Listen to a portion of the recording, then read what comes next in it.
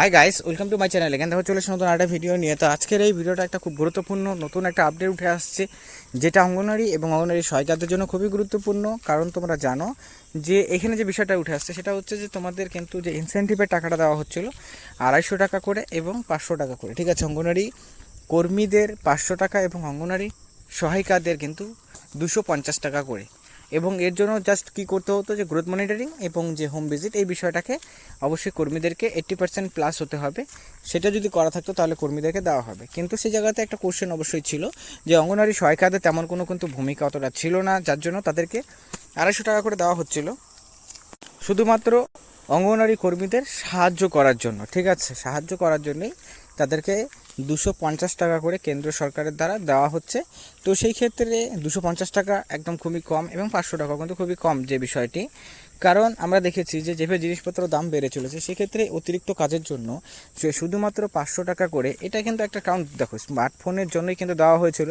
মানে বিশেষ করে পোষণ টাকার অ্যাপসের মধ্যে কাজগুলো করার জন্যই কর্মীদের সেই ইনসেন্টিভের টাকাটা দেওয়া হয়। কিন্তু আমরা দেখেছি যে পোষণ টাকার অ্যাপসের মধ্যে যে কাজ, মানে দেখো প্রতিনিয়ত কিন্তু নতুন নতুন করে আপডেট আসছে এবং নতুন নতুন কাজও সেখানে যুক্ত হচ্ছে। তো সেই ক্ষেত্রে শুধুমাত্র 500 টাকা এবং 250 টাকা এটা কিন্তু খুবই কম হয়ে যায়।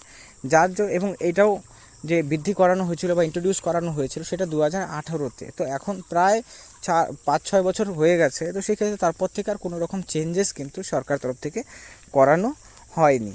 তো এই যে চেঞ্জেসগুলো করানো হয়নি, এটা নিয়ে একটা ক্ষোভ অবশ্যই রয়েছে। তো সেই দিকে দেখতে গেলে পরে সামনে যে বাজেট রয়েছে সেখানে কিন্তু অঙ্গনওয়াড়ি কর্মীদের যে ইনসেন্টিভের টাকা, সেই টাকা বৃদ্ধি নিয়ে কিন্তু একটা বিল পেশ করা হতে পারে।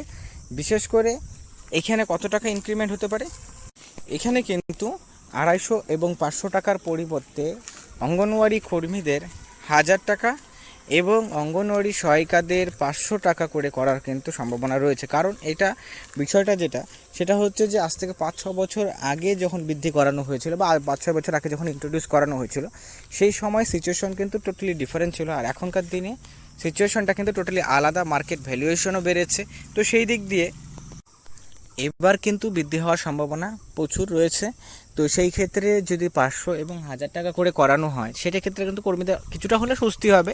কারণ পোষণ টাকার অ্যাপসের জন্য তাদের যদি এই টাকাটা দেওয়া বা বৃদ্ধি করানো হয়, 500 টাকার জায়গায় 1000 টাকা করে করা হয়, তা অবশ্যই এটা একটা ভালো একটা নিউজ হবে এবং এটার সম্ভাবনা রয়েছে। এবং সম্পূর্ণ বিষয়গুলো কিন্তু রয়েছে বাজেটের মধ্যে, মানে বাজেটেই যেগুলো পাস করা হবে সেখানে সেই অনুযায়ী কিন্তু তোমাদের বৃদ্ধি থেকে শুরু করে, বেতন বৃদ্ধি থেকে শুরু করে, ইনসেন্টিভে ইনক্রিমেন্ট, এই বিষয়গুলো উঠে আসছে, ঠিক আছে। তো এইটা ডিটেলসে আলোচনা করব কবে হতে পারে, কী বৃত্তান্ত রয়েছে। তাই ভিডিও শেষ পর্যন্ত দেখবে এবং দেখার পর যদি ভালো লাগে লাইক করবে, চ্যানেল থেকে চ্যানেলটিকে সাবস্ক্রাইব করবে। তো চলো সময় নষ্ট করে মেন বিষয়টা আলোচনা করি। তো দেখো, এটা সম্ভবত তোমাদের 3-4 মাসের মধ্যেই এটা ইমপ্লিমেন্ট হওয়ার সম্ভাবনা রয়েছে এবং সেই ক্ষেত্রে কর্মীরা সরাসরি যে টাকাটা পাচ্ছিলেন তাতে ইনক্রিমেন্ট হবে। এবং স্মার্টফোন রিগার্ডিংও কিন্তু এখানে নতুন নির্দেশ কেন্দ্র সরকার দ্বারা দেওয়া হতে পারে, যেখানে স্মার্টফোন, যেহেতু অনেক রাজ্য আছে যেখানে স্মার্টফোন এখনও পর্যন্ত দেওয়া হয়নি। বিশেষ করে যদি পশ্চিমবঙ্গের কথা বলা হয়, তো পশ্চিমবঙ্গেও কিন্তু অঙ্গনওয়াড়ি কর্মী এবং আশা কর্মীরা এখনও পর্যন্ত কোনো রকম স্মার্টফোন তারা পাননি, যদিও ওখানে ঘোষণা করা হয়েছিল যে 10,000 টাকা করে দেওয়া হবে। তো সেই ক্ষেত্রে এটার একটা ইম্প্যাক্ট অবশ্যই রয়েছে। তো সেই ক্ষেত্রে স্মার্টফোন কবে দেওয়া হবে বা এই রিগার্ডিং নোটিশও কিন্তু কেন্দ্র সরকার দ্বারা আবারও দেওয়া হতে পারে। কারণ আমরা এর আগেও দেখেছিলাম যে প্রথমত 8,000 টাকার কথা বলা হয়েছিল,